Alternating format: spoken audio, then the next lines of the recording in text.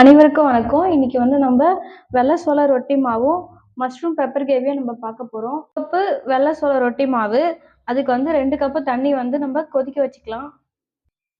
தண்ணி நல்லா கொதிக்கணும். நல்லா கொதிச்சிடுச்சு. இப்போ வந்து மாவுக்கு தேவையான உப்பை நம்ம தண்ணியில் ஆட் பண்ணிக்கலாம். ஸ்லோ ஃப்ளேமில் வச்சுட்டு நம்ம மாவை ஆட் பண்ணிக்கலாம்.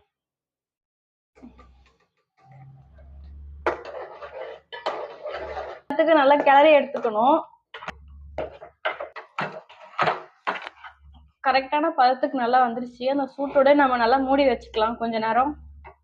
மாவு நல்லா ஹீட்டா இருக்கு. நல்லா கை பொறுக்கிற சூடு அளவுக்கு இருக்கு. நல்லா இந்த பதத்துக்கு எடுத்துக்கலாம். சப்பாத்திக்காக நல்லா நம்ம உருண்டை பிடிச்சிக்கலாம். இந்த சைஸ்க்கு எல்லாம் நல்லா உருட்டி எடுத்துக்கலாம். இந்த மாவு நல்லா தட்டி எடுத்துட்டு உருட்ட ஆரம்பிச்சிடலாம்.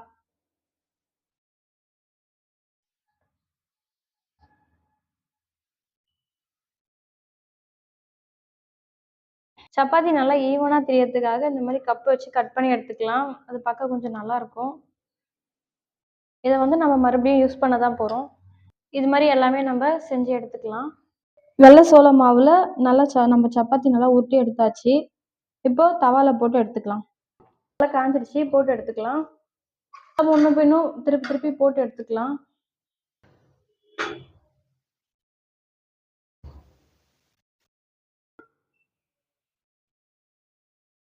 நல்லா உப்பி வருது. இதே மாதிரி பண்ணி எடுத்துக்கலாம். நம்ம வெள்ளை சோள ரொட்டிக்காக நம்ம வந்து மஷ்ரூம் பெப்பர் கிரேவி செய்ய போறோம். மஷ்ரூம் நல்லா கழுவி எடுத்து வச்சுக்கலாம். கடாயில எண்ணெய் ஊற்றிக்கலாம். எண்ணெய் நல்லா ஹீட் ஆயிடுச்சு. ஒரு பிரிஞ்சி இலை, ஒரு கிராம்பு, ஒரு ஏலக்காய், பட்டை, கொஞ்சோண்டு வந்து சோம்பு, இதெல்லாத்தையும் நம்ம ஆட் பண்ணிக்கலாம். நறுக்கி வச்ச சின்ன வெங்காயம் பார்த்தீங்கன்னா நல்லா டேஸ்டா இருக்கும். அதை வந்து நம்ம ஆட் பண்ணிக்கலாம். கொஞ்சமா சால்ட், உப்பு,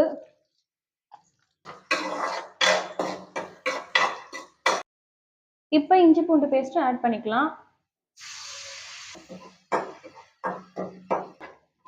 இஞ்சி பூண்டு பச்சை ஸ்மெல் நல்லா போயிடுச்சு. இப்போ வந்து நம்ம மசாலா ஆட் பண்ணிக்கலாம்.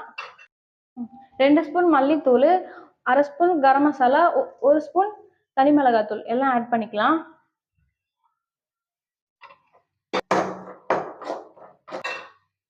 ஒரு சைஸ் நல்ல பெரிய தக்காளி. உங்களுக்கு அடி பிடிக்கிற மாதிரி இருந்தா கொஞ்சம் லைட்டா தண்ணி வந்து லைட்டா ஆட் பண்ணிக்கோங்க.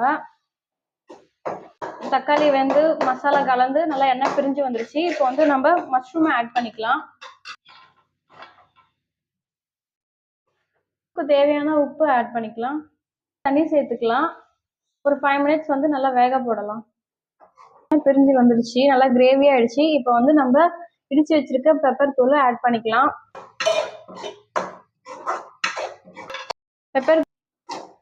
பெப்பர் கிரேவி ரெடி ஆயிடுச்சு.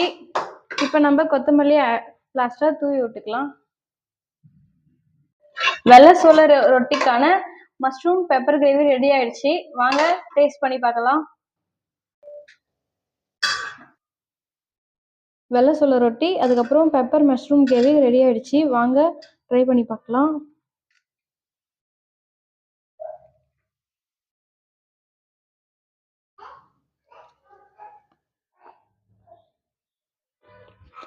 நல்லா இருக்கு. நீங்களும் ட்ரை பண்ணி பாருங்க.